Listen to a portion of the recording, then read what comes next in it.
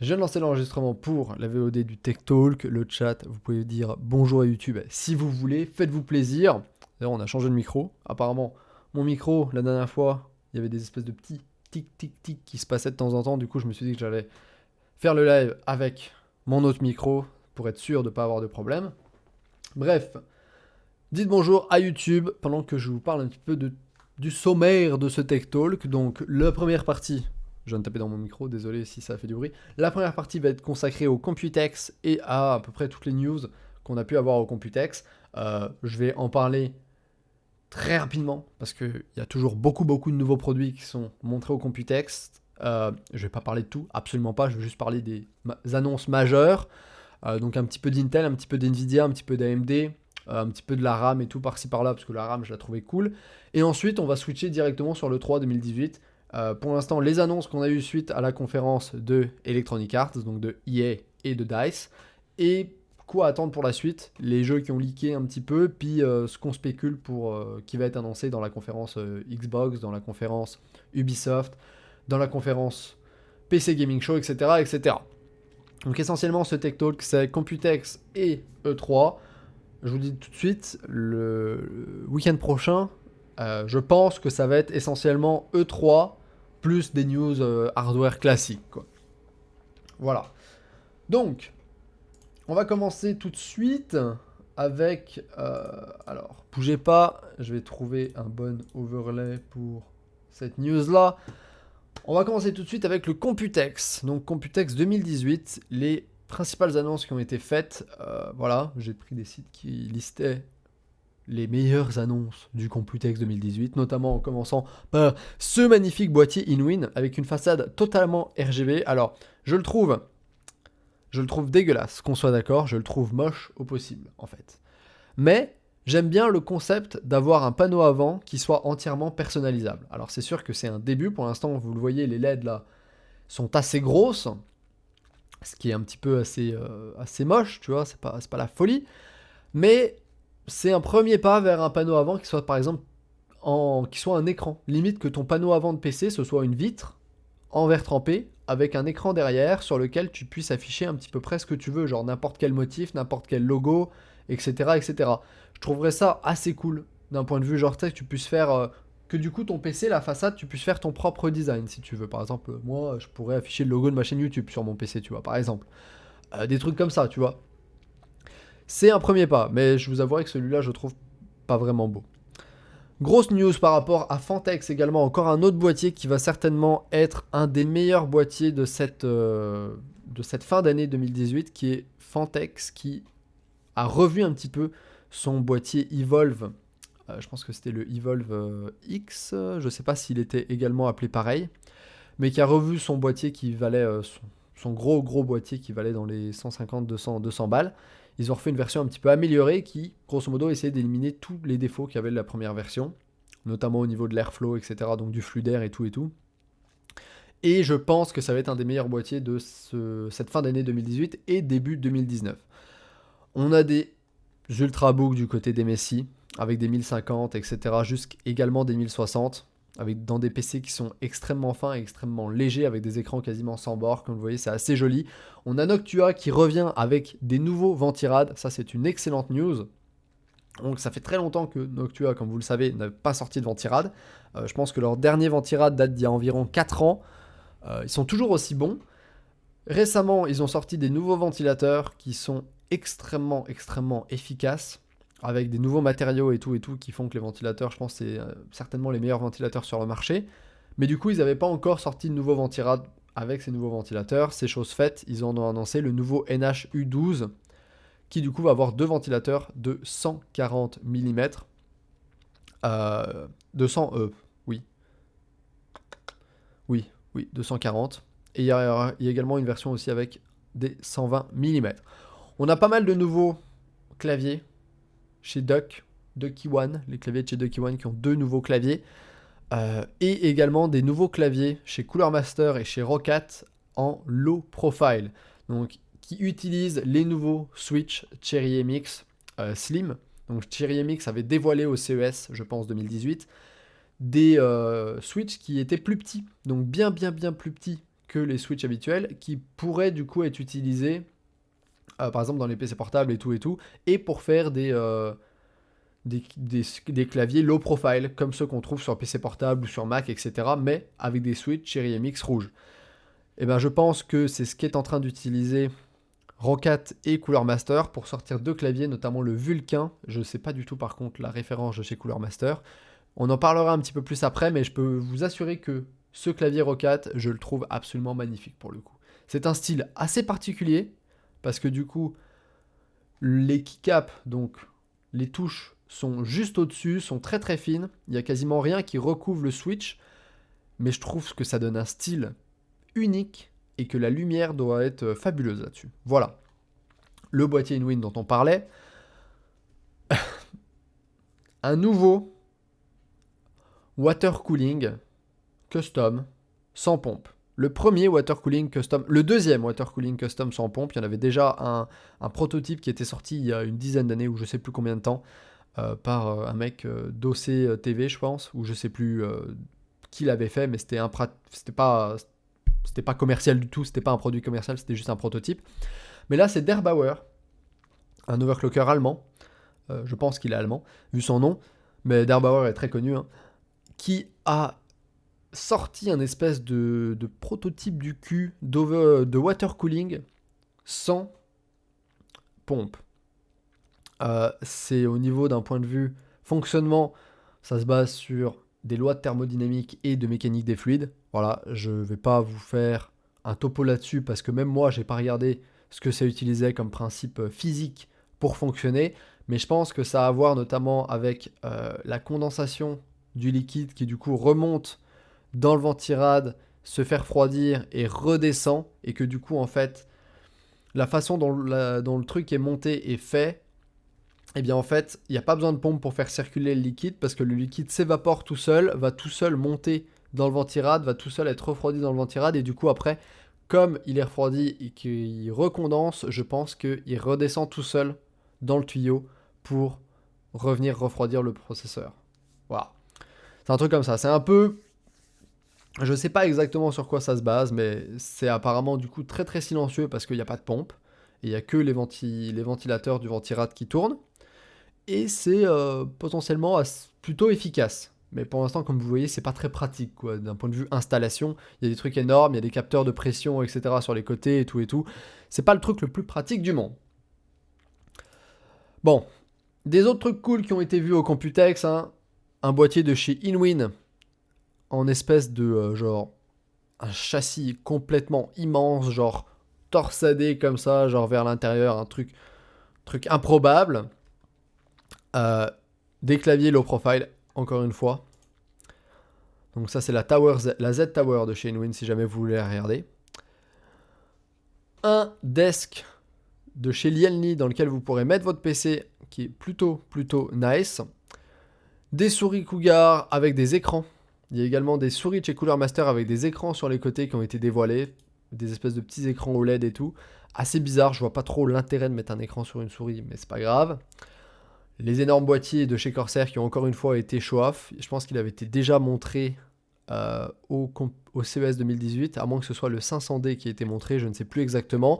Les câbles RGB de chez Lianlu. Voilà, des câbles d'alimentation RGB parce que pourquoi pas mettre du RGB partout. Donc en gros, c'est des câbles d'alimentation blancs, standards, sur lesquels ils ont mis un autre truc au-dessus. Donc sur lequel ils ont mis des espèces de trucs en RGB, quoi, des tubes RGB. Voilà, au-dessus. Ce qui fait que les câbles sont assez épais. Je trouve que ça sert à rien, mais c'est pas grave. Voilà. Une souris, on s'en fout. Un casque, on s'en fout. Un clavier, on s'en fout. Un autre truc qui a été à nouveau montré, c'est le nouveau Corsair iQ, donc le nouveau software de chez Corsair qui est censé réunir Corsair Link et l'ancien Corsair Q afin que vous puissiez synchroniser tous vos périphériques Corsair avec tout votre matériel Corsair dans votre PC. Parce qu'avant, les ventirades, la RAM, les LED et les ventirades, oui, les water cooling, les LED, la RAM et les ventilos dans votre PC qui était Corsair étaient contrôlés par le Corsair Link, et tout ce qui était périphérique, donc casque, clavier, souris, tapis de souris, était contrôlé par Corsair Q. ils ont mis tout ça ensemble pour faire le iQue qui du coup vous permet de synchroniser tout ensemble et de gérer tous vos trucs avec un seul logiciel, ce qui est extrêmement bien. Et je pense qu'ils l'ont remontré parce qu'il sort en version finale très prochainement ou qu'il vient de sortir en version finale. Parce qu'avant, il l'avait montré au CES, puis il était en version bêta. On a quoi d'autre? On a de la... Oula mon dieu, on a de la mémoire Optane qui tourne à 10 Go en écriture et en lecture. C'est absolument insane. Voilà, bon, on va pas s'attarder là-dessus. Et je pense que bon, voilà, hein, voilà. Après, on a d'autres choses. Des dragons MSI, on s'en fout. Des chaises, on s'en fout. Voilà, on s'en fout. Il y a Asus qui a sorti une carte mère pour le mining avec plein de connectiques USB vers PCI pour brancher, genre, je pense, c'est 15 cartes graphiques sur la carte mère. Je sais pas si elle est quelque part, je pense que j'ai pas de news là-dessus. Je trouvais que c'était un petit peu too much, puis que ça servait pas à grand chose. Ils essayent de faire de l'argent en sortant des cartes graphiques pour le mining, etc., etc. Mais je pense que tout le monde va acheter des ASIC miners. Des ASIC miners, enfin tous ceux qui veulent miner de la crypto-monnaie vont se diriger vers les ASIC, qui sont beaucoup plus efficaces que les cartes graphiques en consommant bon, ça consomme pas mal, mais c'est beaucoup plus efficace que les cartes graphiques.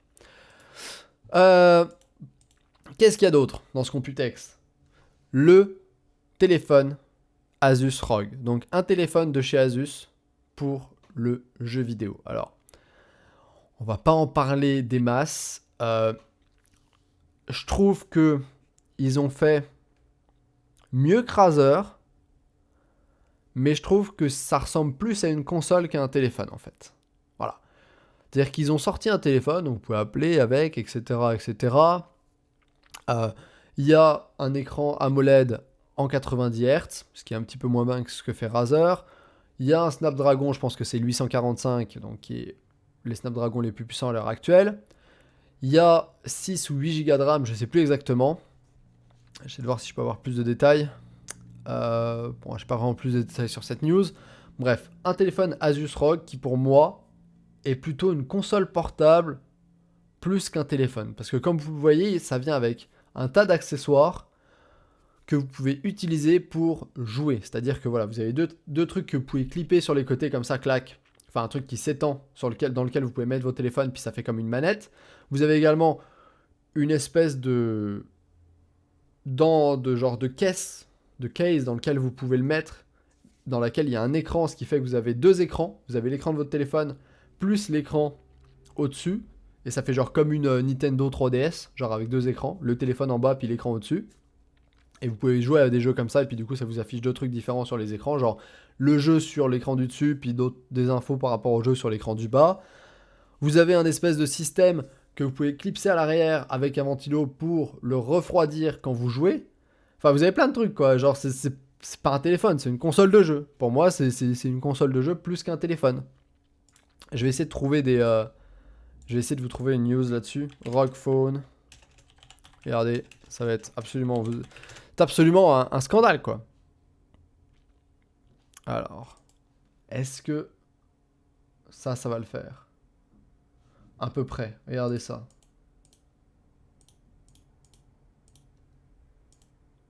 Ah, j'ai pas un truc... Bon, je vais garder celui-là.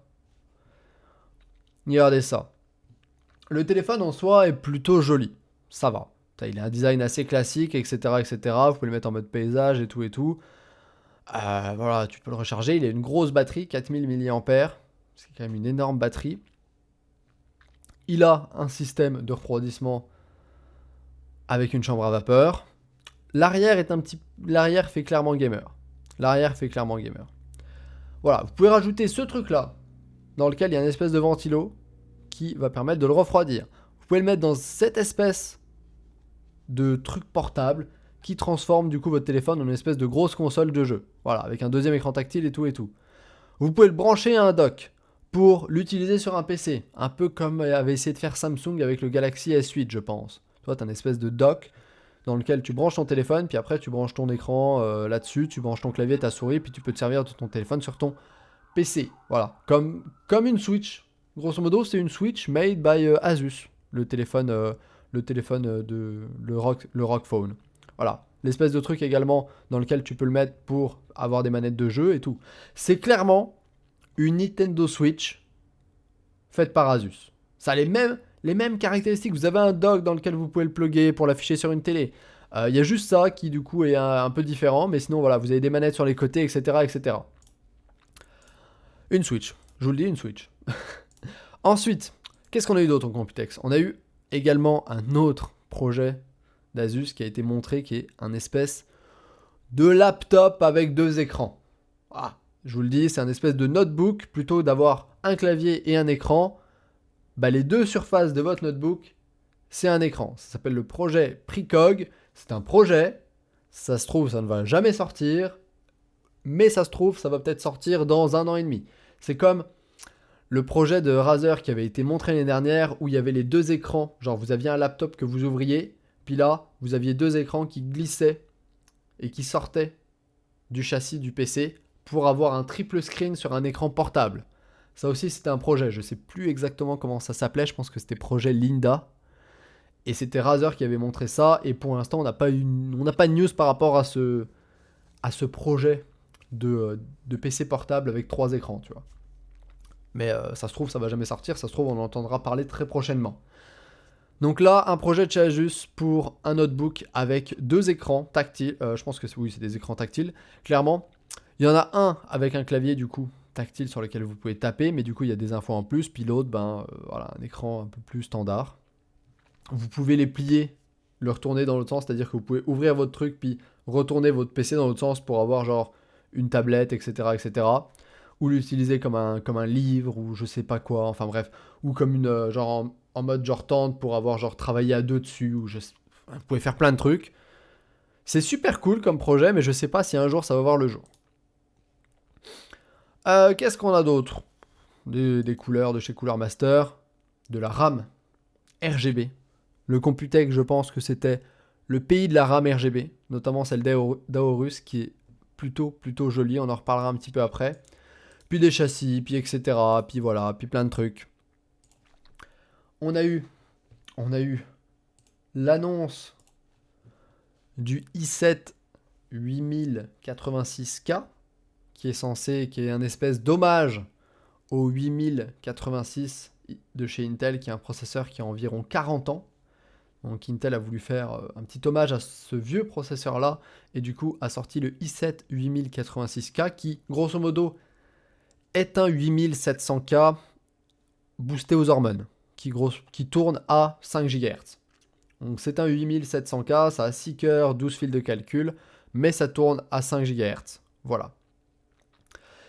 Et notamment, aussi au niveau du prix, je pense qu'au niveau du prix, il n'y a pour l'instant pas d'indication. Et la dispo, je pense qu'il est déjà disponible d'ailleurs. Je pense qu'il est déjà disponible, il devait être disponible le 8 juin, donc devait être disponible vendredi. Puis d'ailleurs, notamment lors du Computex, ils ont montré des petits tests d'overclocking avec le 8086K, après l'avoir délidé bien évidemment, donc enlever le capuchon pour remplacer la pâte thermique, etc. etc. Et ils ont atteint les 7244 MHz. Autant vous dire que ça fait un beau gros bébé. Quand même. Quand même. Bon, le record du 8700K est à 7.4, ce qui est un tout petit peu au-dessus. Mais bon, atteindre les 7.2 GHz avec un processeur qui tourne déjà de base à 5 GHz, c'est quand même pas dégueulasse. Voilà. Bon, je sais pas s'il y a grand monde qui va l'acheter. Moi, personnellement, je pense que je préférerais acheter un 8700K, juste parce que, à mon avis, un pros à 5 GHz, déjà, faut qu'il tienne le coup. Je sais pas s'il tourne toujours à 5 GHz, et ça doit chauffer quand même beaucoup plus. Donc voilà. Et on a le prix. 460 €. Ouais, le prix fait mal. C'est quand même quasiment presque 100 € de plus que le 8700K. Ça fait quand même plutôt mal au cul. Je vais mettre ça en favori. Excusez-moi. Voilà. On a eu également une autre démo de chez Intel qui apparemment, Threadripper fait extrêmement peur à Intel, puisqu'ils ont eu l'occasion de montrer un processeur avec 28 cœurs qui tournait également à 5 GHz. Donc 28 cœurs, ça fait environ 52 fils de calcul. Voilà. 56 fils de calcul. 28 cœurs, 56 fils de calcul avec l'hypertraining. Donc, un énorme processeur. Ils ont montré ça en démo dans un PC énorme qui était limite fait sur mesure. Donc, et ils ont testé ça sur Cinebench et ils l'ont comparé par exemple au i9 7990-80XE qui obtient un score de 4136 sur Cinebench. Le Threadripper de chez AMD, le plus gros Threadripper à l'heure actuelle qui est le 1950X, qui a un score de 3459.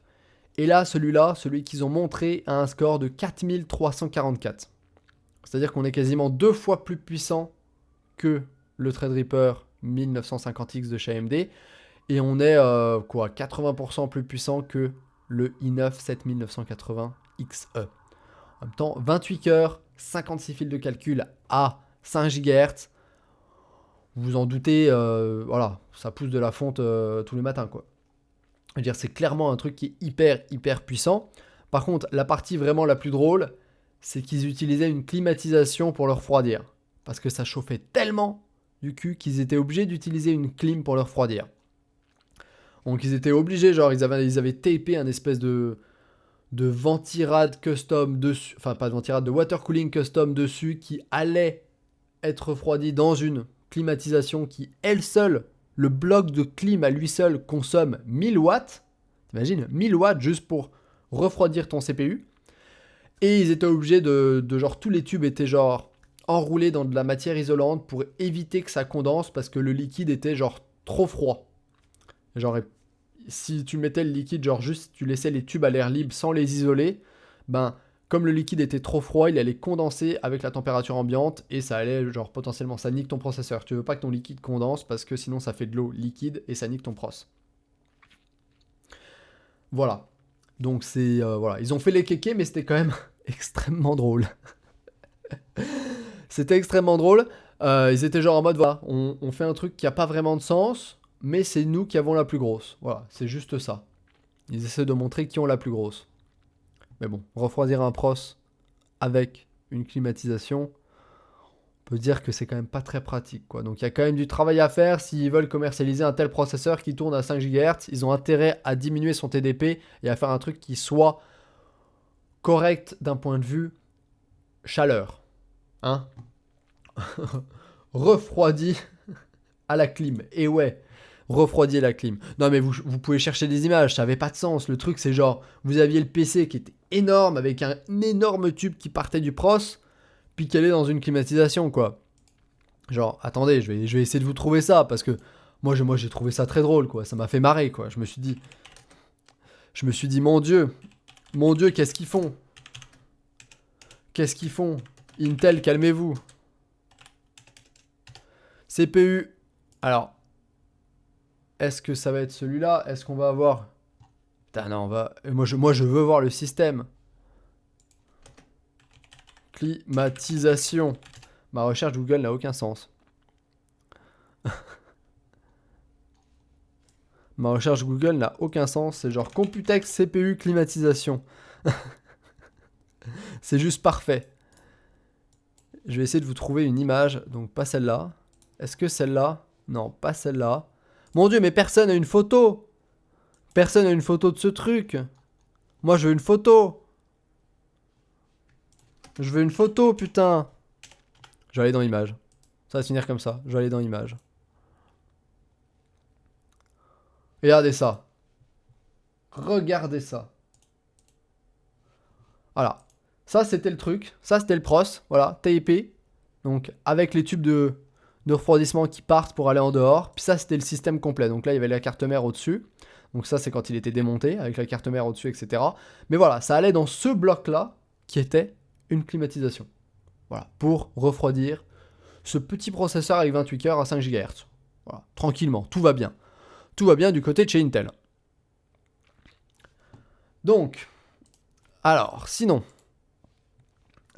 on a eu AMD qui a fait une petite conférence au Computex, notamment pour nous parler un petit peu de sa roadmap et ce qu'elle allait sortir. Et ce qu'il faut en retenir, c'est qu'il va y avoir la deuxième génération de Threadripper qui va sortir au troisième trimestre 2018. Donc très prochainement, là, ça va sortir tout bientôt. Et on va avoir des puces, donc Threadripper 2, ça aura des puces qui auront de 32 à 24 cœurs. Donc 24 à 32 cœurs. Là où Threadripper 1 avait des puces qui avaient entre 12 et 16 cœurs. Je ne sais pas si vous vous rappelez, mais Threadripper 1, grosso modo, c'était un gros pros dans lequel il y avait 4 puces. 4 puces, 4 CPU, grosso modo. Et il y en avait 2 qui étaient désactivés, par défaut. Il y en avait 2 qui étaient factices, mais pour une histoire de symétrie, etc., ils avaient mis les 4. Mais il y en avait 2 qui étaient factices et qui ne servaient à rien. Et ce qui faisait qu'on avait des pros qui avaient entre 12 cœurs et 16 cœurs. Voilà. Donc c'était genre, soit c'était 2 fois des die qui avaient 6 cœurs, soit c'était 2 fois des chipsets qui avaient 8 cœurs.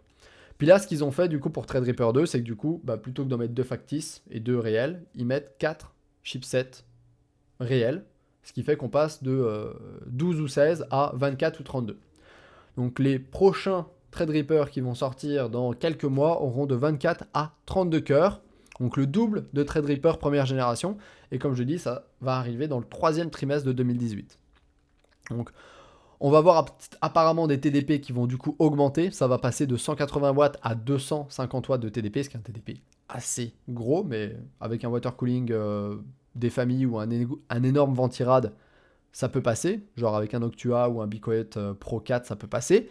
Et au niveau des fréquences, apparemment, ça passe de 3 à 3.4 GHz pour les fréquences de base. Donc voilà, et ça sera gravé en 12 nanomètres, bien évidemment. Ils ont également parlé des processeurs EPYC, qui sont leurs processeurs pour serveurs, qui vont être basés sur Zen 2, qui vont arriver dans la seconde moitié de 2018. Donc quand on dit seconde moitié de 2018, c'est généralement vers la fin de l'année 2018. Donc on va avoir les premiers processeurs EPYC basés sur l'architecture Zen 2, donc sur la nouvelle architecture, pas Ryzen 2, Zen 2.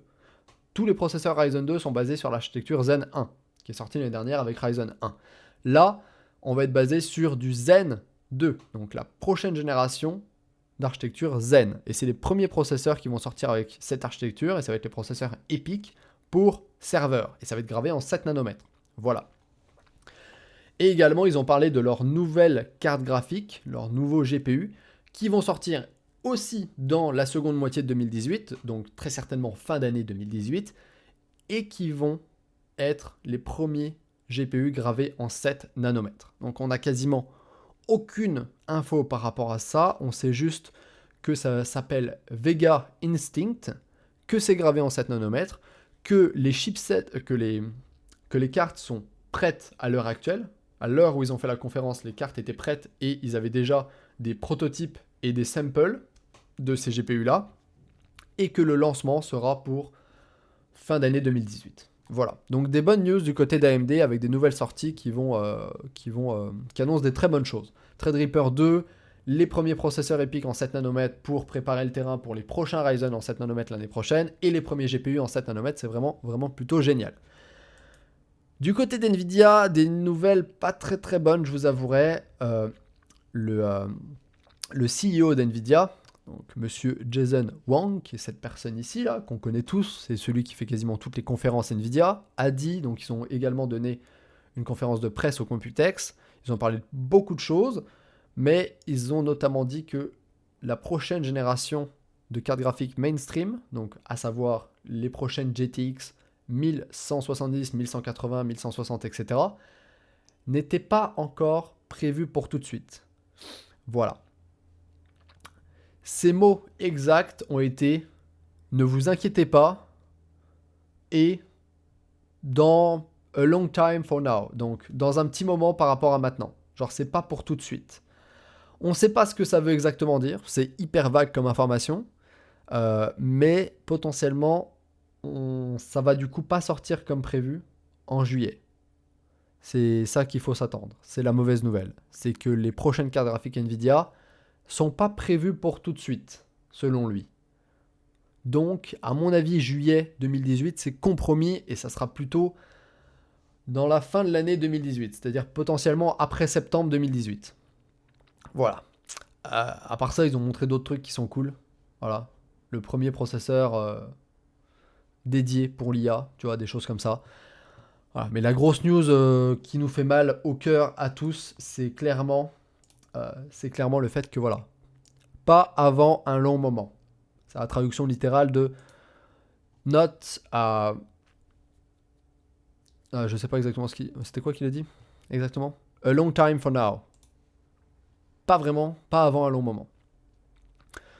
C'est vague, on va essayer de se tenir au courant par rapport à ces différentes infos, savoir si on a des news qui vont peut-être popper prochainement, etc. Mais pour l'instant, ça augure mal. Voilà, ça augure mal pour une sortie en juillet 2018 au niveau des nouvelles cartes graphiques Nvidia, ça sera plutôt plus tard, plus tard en 2018, quoi.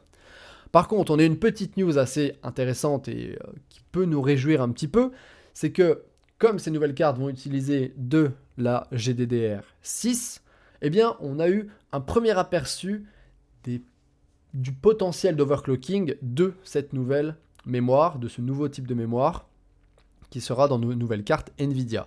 Donc il semblerait qu'avec une petite hausse en voltage sur la GDDR6, il serait possible d'atteindre les 20 GB par seconde en vitesse de transfert. Ce qui est ce qui est environ 2 fois plus que ce qui est possible avec la GDDR5X actuelle. Donc, si on veut un petit résumé de ce qu'il est possible de faire pour l'instant, donc la GDDR5X actuelle qu'on a par exemple sur la 1080, la vitesse de la mémoire c'est du 10 GB par seconde sur un bus de 256 bits et une bande passante de 320 GB par seconde également. Potentiellement, en restant sur le même bus mémoire de 256 bits avec de la GDDR6, on peut augmenter la bande passante un petit peu, et on peut également augmenter la vitesse de la mémoire à 12 GB par seconde. Si on augmente encore un petit peu la bande passante, en overclockant un petit peu cette mémoire, on peut atteindre les 14 GB, et si on est vraiment chaud, on peut aller jusqu'à 16 GB par seconde, en restant sur le même bus mémoire de 256 bits. Mais dans ce cas-là, on aurait une bande passante à 512 GB par seconde. Voilà. On peut même aller plus haut apparemment. Les 20 GB par seconde sont atteignables en augmentant le bus mémoire par contre, en passant sur un bus de 384 bits. Voilà. Ce qui nous permettrait d'avoir une bande passante à 960 GB par seconde. Ce qui est quasiment autant que les Tesla V100 qui sont elles en HBM2.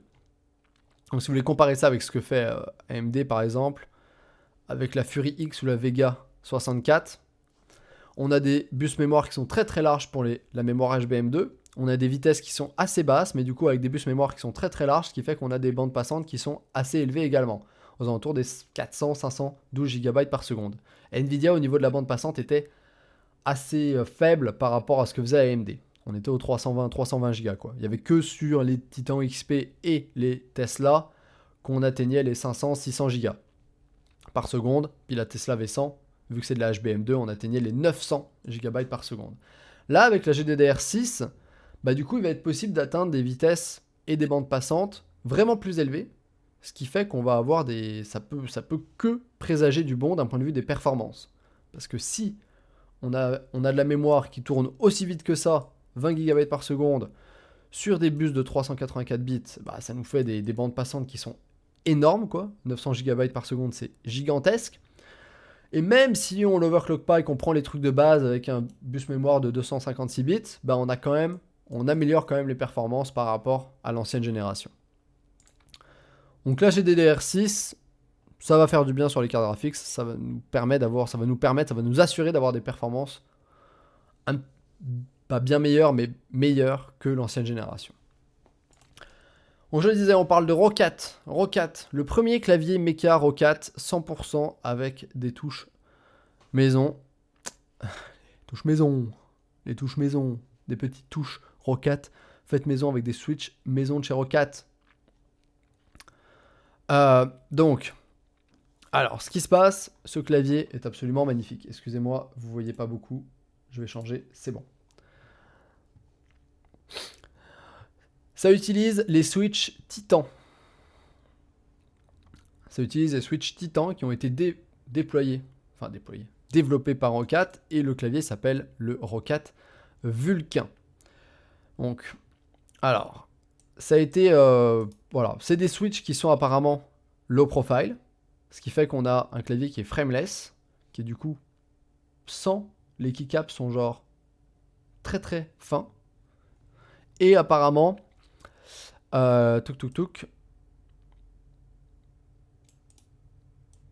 au niveau de l'activation, je ne sais pas ce que donnent les switches, mais ce que je peux vous dire, c'est que comme vous pouvez le voir là, le clavier, je suis ultra fan de ce clavier, quoi. Genre, regardez ça. C'est absolument magnifique. La roulette de son a l'air hyper bien. Les touches ici ont l'air également hyper bien, mais genre le clavier en lui-même est genre splendide. Je veux clairement essayer ce clavier, quoi. Envoyer des messages à Roccat pour moi, pour lui dire donner un clavier à Freners, quoi. Qui nous l'essaye. Je veux tester ça. Il va coûter apparemment 150 balles pour la version complète. On aura 3 versions. On aura le Vulcain 80 qui va coûter 130 balles, 150 pour le 100 et 160 pour le 120. Qui, à mon avis, a à voir avec la gueule des touches. C'est-à-dire que le Vulcain 120, c'est celui-là. Il y a aussi le repose-poignet, etc., etc. Ça, c'est le Vulcain 100 qui, à mon avis, n'a pas le repose-poignet. Mais grosso modo, c'est quasiment le même. Et le Vulcain 80 qui, lui, n'a pas les touches en haut, par exemple. Là. Il n'a pas les contrôles médias, etc. Il a peut-être certainement du RGB, mais il n'a pas non plus le repose-poignet. Bon, voilà. Donc, 3 versions différentes de ce clavier. Genre la version la plus classique, une version un petit peu améliorée sans repose-poignet, et certainement d'autres trucs également qui sont pas intégrés. Puis la version de papa full complète qui va coûter quand même 160 €. C'est un clavier qui va être assez cher, mais mon Dieu, qu'est-ce qu'il est beau, quoi. Mon Dieu, qu'est-ce qu'il est fabuleux. Bon, et je vous parlais de la RAM pendant le Computex. On a de la RAM qui a été dévoilée, notamment avec de la RAM de chez G-Skill. G-Skill, ils cassent la baraque en termes de RAM. Ils ont encore sorti de la RAM qui était plus jolie que celle qu'ils faisaient, qui est la Trident Z Royal, qui d'ailleurs peut monter jusqu'à un peu plus de 5000 MHz en vitesse, ce qui est très certainement les RAM les plus rapides du marché. Mais c'est pas forcément utile d'avoir de la RAM à 5000 MHz. Mais comme vous le voyez, de la RAM très très spéciale. On a de la RAM qui est brillante, donc avec un fini poli. Et au niveau du RGB, on a un espèce de côté minéral sur le RGB. Bon, les photos sont pas de hyper bonne qualité, mais on a une espèce de bande RGB qui est genre pas tout à fait lisse, qui est un petit peu taillée à la manière d'un caillou. Donc moi je trouve ça très très joli. Voilà, ils ont également dévoilé d'autres RAM, de la RAM un petit peu plus standard, la RS, etc., etc. On a également Gigabyte qui a dévoilé sa RAM Aorus RGB, qui a également une gueule vraiment, vraiment, vraiment nice, qui est vraiment, vraiment jolie. Voilà, la RAM, pour moi, la RAM au Computex 2018, c'était les highlights. Hein. La RAM RGB, j'étais genre, mon Dieu, qu'est-ce que c'est beau. La G-Skill Trident Z Royal, la Aorus RGB, la Corsair Vengeance Pro qui est également super belle. Puis il y avait aussi la Team Force Excalibur qui était super belle. Donc la Corsair Vengeance Pro, je peux vous dire que également, je suis genre, oh mon Dieu, cette RAM est splendide. Je vais mettre ça dans les favoris. Tac. Tac. Regardez-moi ça. Regardez-moi ça. Regardez-moi cette petite RAM. Cette petite RAM fabuleuse. Corsair Vengeance Pro. Elle est vraiment belle. Voilà. Je vous le dis, elle est vraiment belle. Ensuite, on finit avec le Computex. On finit avec le Computex et on va passer sur le 3. Le 3 2018. Le 3 2018 qui a commencé hier avec la première conférence. J'essaie de trouver un bon truc. Voilà. Avec la première conférence qui était la conférence EA Games, donc la conférence Electronic Arts, dans laquelle pour l'instant on a vu pas grand chose de nouveau. On a eu des news par rapport à Anthem, qui allait avec une date, 22 février 2019, avec un nouveau trailer, etc. Je sais pas si je vais vous montrer, le trailer est quand même assez long, on va regarder quelques images vite fait de ce trailer. Le trailer est plutôt pas mal, il est sympa, je pense que Anthem c'est un jeu qui va plaire aux joueurs de Destiny 2. Destiny 1 et Destiny 2, c'est un petit peu le même concept de jeu, je trouve. Tu te balades, c'est de l'exploration, t'affrontes des monstres, tu fais des missions, c'est un monde complètement ouvert, pseudo-futuriste, enfin quand même pas mal futuriste. Tu peux jouer en coop, te faire une équipe, etc. etc. Donc le jeu s'est encore montré dans un gameplay. Pas mal de nouvelles, peut-être de nouveaux trucs qu'ils ont montrés. C'est un jeu qui a l'air sympa, mais je sais pas si c'est mon style de jeu, par exemple. Moi, je sais pas si j'y jouerai. Ensuite, ils ont bien évidemment montré Battlefield 5, qui va sortir le 11 octobre avec Origin Access. Là, peut-être qu'on peut regarder ce trailer. Juste parce que voilà.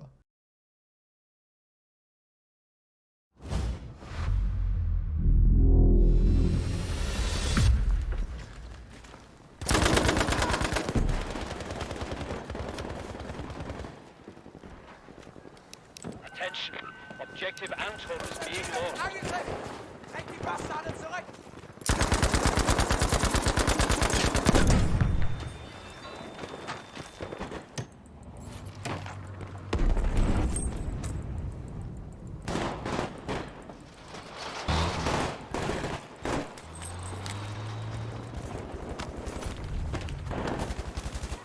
Sehr gut. We have taken Objective Anton. Ich habe Medikamente für dich. Be aware. We have lost Objective Anton. Habt das Ziel erobert. The enemy has overrun this sector. Retreat.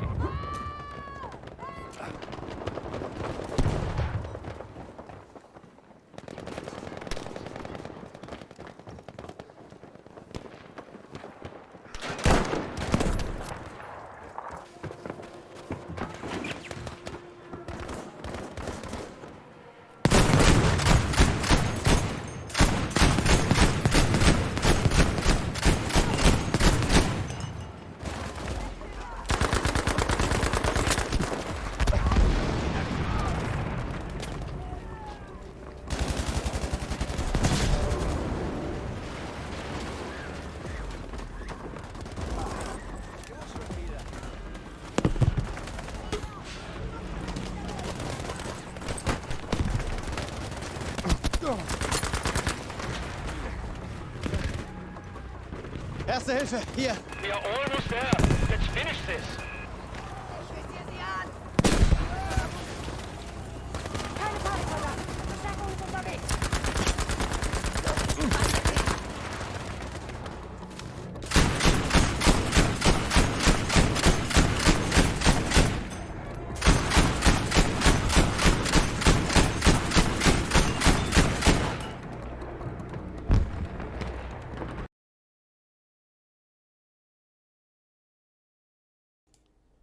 Bref, donc voilà. Battlefield 5, le trailer était pas non plus hyper excitant. Je sais pas ce que vous en avez pensé. Ils ont montré des trucs assez sympas, mais bon, je trouve que ça change un petit peu par rapport à Battlefield 1, mais grosso modo, ça reste un jeu assez similaire. Le seul truc qu'ils ont annoncé qui a clairement surpris personne, c'est le fait qu'il va y avoir un mode Battle Royale sur Battlefield qui apparemment sera révélé un petit peu plus tard. Voilà, on s'y attendait, forcément tout le monde se met à faire du Battle Royale. Fallait s'y attendre. L'autre truc qu'ils ont révélé, mais sur lequel ils n'ont pas du tout montré de gameplay, c'est Star Wars Jedi Fallen Order, qui apparemment va venir aux alentours de Noël 2019, donc quand même très très longtemps, et qui va sortir sur PC, qui prendra place entre les épisodes 3 et 4, qui va être un jeu apparemment assez sombre, mais on n'a aucune autre info là-dessus, si ce n'est que c'est un jeu single player, donc solo, grosso modo. Et qu'on aura certainement plus d'infos lors de l'E3 de l'année prochaine, mais je pense qu'ils voulaient quand même rassurer les fans de Star Wars et dire on est en train de travailler sur un nouveau jeu de la licence Lucasfilm, mais qui n'est pas Battlefront. Ensuite, ils ont révélé Unravel 2, qui est pas mal, qui est déjà disponible, qui est sorti maintenant, dans lequel vous avez un mode coop online, qui est plutôt une bonne chose.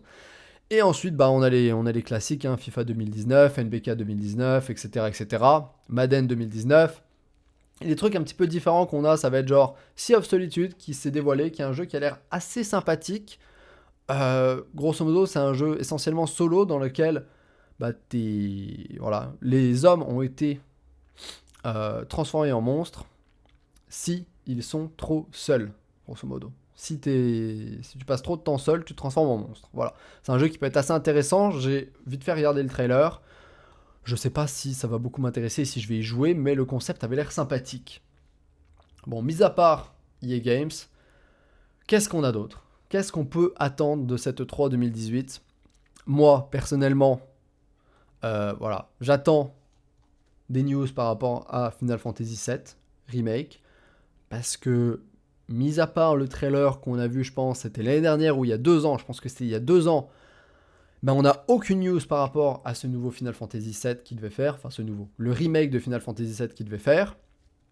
The Last of Us 2, également pas de grosses news par rapport à celui-là, mais j'espère qu'on va le voir et qu'on va avoir une date de sortie précise pendant la conférence Sony, donc qui est le mardi très tôt dans la nuit. Voilà, également Death Stranding et Spider-Man. Donc Death Stranding qu'on avait vu aussi à l'E3 l'année dernière. J'espère qu'on aura des news là-dessus, une date de sortie. Par rapport à Microsoft et Xbox, apparemment, il y aura certainement des news par rapport à peut-être un nouvel Halo, etc. La conférence est dans moins d'1 heure et il semblerait que Microsoft ait environ 15 nouveaux jeux à annoncer pour la Xbox et pour Microsoft, etc. Donc 15 nouveaux jeux. Je sais pas vraiment ce que ça va être, mais je pense que il va y avoir des bonnes surprises. Ils vont très certainement parler de Sea of Thieves, potentiellement un DLC. Halo, c'est quasiment sûr. Je ne sais pas exactement de quoi ils vont parler d'autre. Peut-être un ou deux jeux de sport, forcément. Et après, je sais pas. Sur Switch, évidemment, avec Nintendo, ben, on attend des nouvelles de Super Smash Bros. Qui va sortir sur Switch. Potentiellement de Fortnite qui va sortir sur Switch. Ça serait une annonce qui ne me surprendrait pas du tout. Voilà. Et du côté d'Ubisoft, bien évidemment, on en a parlé, on l'a vu, il a leaké Just Cause 4, Assassin's Creed Odyssey, The Division 2, potentiellement un nouveau Splinter Cell, ça serait pas mal, ça serait une bonne chose. Des nouvelles par rapport à Beyond Good and Evil 2, ça serait aussi une excellente chose. J'aimerais bien qu'ils lancent une nouvelle IP, qu'ils lancent un nouveau jeu. J'aimerais bien voir un nouveau jeu de la part d'Ubisoft, ça m'intéresserait. Bethesda, on attend tous des nouvelles par rapport à un nouveau Elder Scrolls, voilà, par rapport à la suite de Skyrim, mais je ne pense pas qu'ils vont en parler puisqu'ils ont annoncé Fallout 76. J'aurais préféré qu'ils annoncent un nouveau Elder Scrolls plutôt que Fallout 76, mais bon, apparemment on aura des news par rapport à ce Fallout. Rage 2 également, potentiellement, la suite de Rage, et peut-être d'autres jeux, peut-être un reboot, la suite de Doom, ou je sais pas, ou n'importe quoi. Par rapport à la conf Bethesda, il y aura également la conf CD Projekt qui va se passer en même temps pendant le PC Gaming Show, et là, moi, j'attends essentiellement des news par rapport à Cyberpunk 2077. Je veux des news par rapport à Cyberpunk 2077 de la part de CD Projekt. Voilà, clairement. Square Enix, je le disais, des news par rapport à Final Fantasy VII, le remake, des news par rapport au nouveau Kingdom Hearts, donc 3, et des news par rapport au nouveau Shadow of the Tomb Raider. Je veux entendre plus parler de Shadow of the Tomb Raider. Il sort en septembre, mais je veux voir plus d'images. Je le veux, absolument. Absolument, j'en ai besoin. Gears of War 5, Just Cause 4, Splinter Cell, Overcooked 2. Oh, Overcooked 2, ça serait pas mal. Dragon Ball FighterZ pour Switch, ça serait également une bonne chose. Oh, Devil May Cry 5. Alors ça, c'est une série de jeux que j'adore et j'aimerais qu'ils en parlent et qu'ils annoncent un nouveau Devil May Cry. Bien évidemment, Cyberpunk 2077, of course. Nintendo 64 classique. Oh, ça serait une excellente chose qui est de la même façon qu'ils aient sorti la NES classique et la SNES classique. Ils pourraient refaire la même chose pour la N64 avec les grands jeux classiques de la Nintendo 64. Bon, au niveau des jeux qui ont déjà leaké, on a bien évidemment, je vais vous le montrer, qu'est-ce que j'ai fait ? Ah mon dieu. On a bien évidemment Just Cause 4 qui a leaké, notamment à cause de Steam. Il a été listé sur Steam en pré-purchase. Donc ça, on va en entendre parler pendant la conférence Ubisoft. Voilà, Just Cause 4. On a également les premiers screenshots qui ont leaké par rapport à ce jeu-là. Encore une fois, ça montre des trucs plutôt épiques avec le wingsuit, potentiellement un nouveau moteur graphique. Ça a l'air d'être un jeu qui va quand même être assez beau, je pense. Il va être assez beau, encore une fois, en monde ouvert, dans lequel vous allez pouvoir faire exploser tout et n'importe quoi, vous balader, tuer tout le monde, etc., etc. On a également le nouvel Assassin's Creed qui a leaké. Et oui, le nouvel Assassin's Creed qui a leaké. Nom de code Odyssey, qui va se passer en Grèce antique et potentiellement pendant la période des Spartiates. Notamment, ils ont publié une petite vidéo qui était celle-là. Genre, pouf, voilà, juste ça. Le petit This is Sparta avec le coup de pied que tout le monde connaît dans 300. Donc voilà, ils ont posté ça juste après le premier leak, genre pour répondre au leak puis pour effacer tout doute par rapport au prochain Assassin's Creed. Ils ont posté ça. On a également des premiers screenshots qui ont genre leaké, comme vous pouvez le voir ici. Les premiers screenshots pour Assassin's Creed Odyssey qui ont leaké. Voilà. Encore une fois, on va avoir un aspect, je pense, pas mal RPG sur le nouvel Assassin's Creed avec un inventaire, etc. Comme vous pouvez le voir, avec des habits, genre un inventaire pour tes armes, la gestion des armes, la gestion de ton équipement, etc. etc. Je ne sais pas exactement sur quel moteur ça va tourner, si ça va être une amélioration du moteur de Assassin's Creed Origins ou un nouveau moteur graphique. La carte, encore une fois, ça va être beaucoup d'eau. En même temps, la Grèce, ça va être pléthore d'îles, etc., etc. Donc ça va peut-être faire penser un petit peu à Black Flag. Black Flag était également un très bon jeu, un des meilleurs Assassin's Creed avec Origins. Donc ça prévoit que du bon. Voilà. On ne sait pas du tout quand ça va sortir par contre. Donc pour ça, il faudra regarder la conférence Ubisoft. L'autre jeu Ubisoft qui a leaké, j'ai l'impression que tous les jeux Ubisoft leak, c'est The Division 2, qui va apparemment se passer à Washington, et qui aura des armes un petit peu plus spéciales, comme une arbalète, un lance-grenade, etc. Aucune news par rapport à ça, si ce n'est que ça va très certainement sortir plutôt en 2019 plutôt qu'en 2018, et qu'encore une fois, il faut regarder la conférence Ubisoft pour ça. Voilà.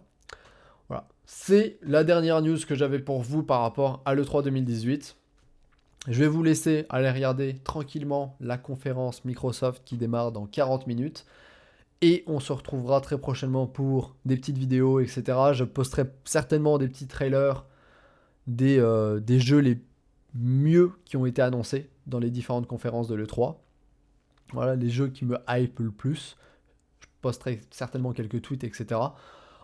La semaine prochaine, on va également parler de cette E3 2018 lors du Tech Talk, et on parlera également d'autres news hardware.